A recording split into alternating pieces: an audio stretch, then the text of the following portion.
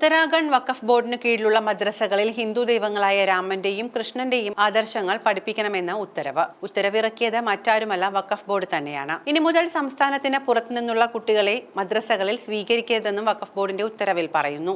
ദേശീയ ഗാനത്തോടെയായിരിക്കും മദ്രസകളിലെ പഠനം ആരംഭിക്കേണ്ടത്. രാജ്യത്തിന്റെ മൂല്യങ്ങൾ കുട്ടികളെ പഠിപ്പിക്കാനാണ് രാമന്റെയും കൃഷ്ണന്റെയും ആശയങ്ങൾ സിലബസിൽ ഉൾപ്പെടുത്തുന്നതെന്ന് വഖഫ് ബോർഡ് ചെയർമാൻ ഷദാബ് ഷാംസ് പറഞ്ഞു. കുട്ടികളെ കണ്ണു തുറപ്പിച്ച് നല്ല പൗരന്മാരാക്കി മാറ്റും. പാക് അധീന കാശ്മീരിലെ മദ്രസകൾ തീവ്രവാദം പഠിപ്പിക്കുകയാണ് എന്നാരോപിച്ച് ചെയർമാൻ ഉത്തരാഖണ്ഡിലെ മദ്രസകൾ ദേശസ്നേഹം പഠിപ്പിക്കണമെന്നും പറഞ്ഞു. ദാമി മോഡലാണ് ഇതെന്നും അദ്ദേഹം അവകാശപ്പെട്ടു. രാവിലെ 8 മുതൽ 12 വരെ ശാസ്ത്രം പഠിപ്പിക്കും. ഖുർആൻ പഠനം ഉച്ചയ്ക്ക് 2 മണിക്ക് ശേഷം മാത്രമായിരിക്കും. മുൻ സൈനികരാണ് കുട്ടികളെ ദേശീയഗാനം പഠിപ്പിക്കുക. കുട്ടികളിൽ രാജ്യസ്നേഹം വളർത്താൻ വേണ്ട നടപടികളും സ്വീകരിക്കണമെന്നും അദ്ദേഹം പറഞ്ഞു. ഡെറാഡൂൺ റെയിൽവേ സ്റ്റേഷന് സമീപത്തെ മുസ്ലിം പ്രദേശത്ത് April APJ Abdul Kalam model മദ്രസ ആരംഭിക്കുമെന്ന് ഉത്തരാഖണ്ഡ്